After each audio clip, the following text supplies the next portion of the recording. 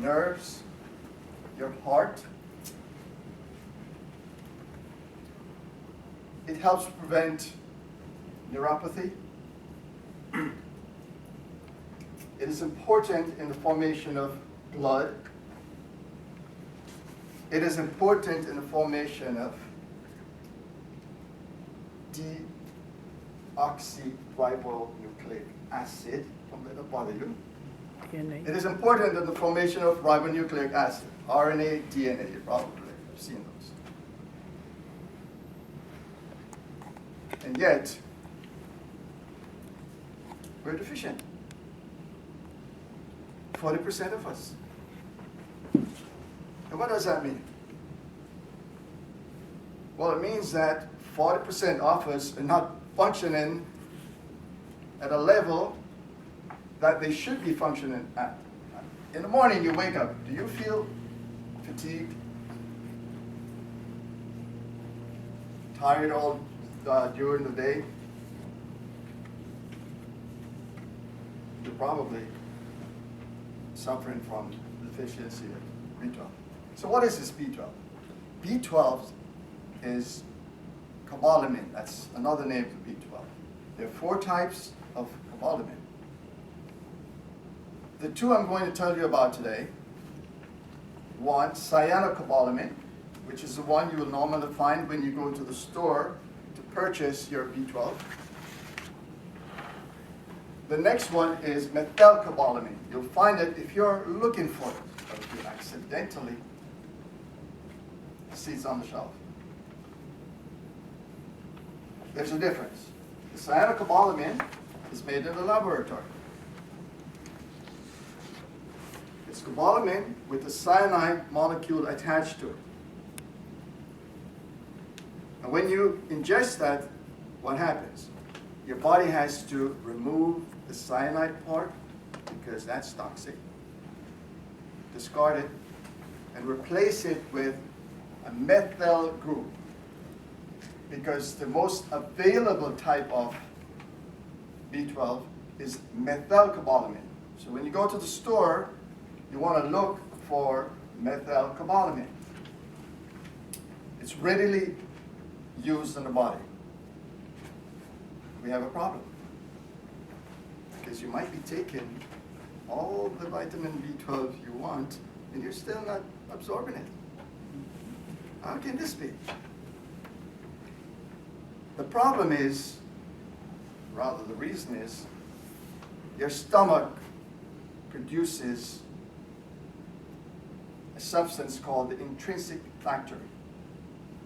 This is absolutely necessary for the absorption of B12. It's like an envelope. It grabs onto the B12. It takes it across your intestinal barrier into your blood. Without that, you're out of luck. You're one of the 40%.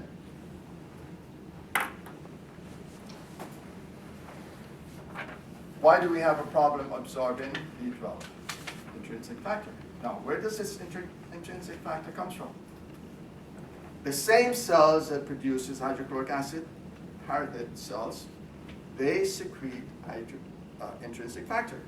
So if you have any stomach distress that reduces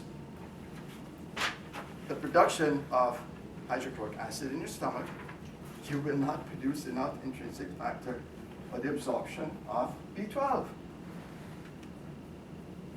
Anybody here with stomach problem? Probably many of us. Things like reflux. Did you have an operation to reduce weight by removing some of your stomach? I'm familiar with this problem. See, my wife, 1976, had to have a total gastrectomy. So she's one of those persons that had a problem. We fixed that problem. Now, what about you?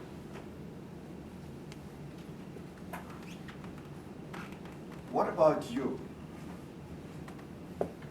Have you been taking your B12. So you go to buy the B12. Are you going to take a pill? Are you going to take a liquid? Are you going to take a sublingual? Here's the deal.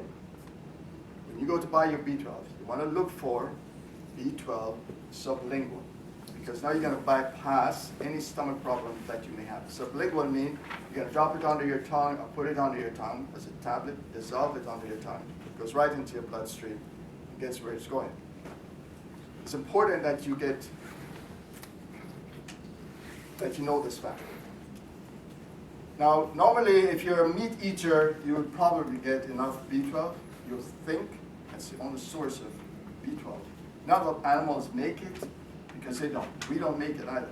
But bacteria that lives in the animals, they make it. So it ends up in the flesh of the animal. When you eat the animal, then you get some also. But if you're a vegan or a vegetarian, you have to supplement. Actually, regardless, you need to supplement, because most of the food that you're buying today, the meat that you're buying today, are pretty much contaminated. So my encouragement for you today is, don't be one of the 40%. Go out, get your methylcobalamin B12, and enjoy a happy life. And I'm Chris Masser today.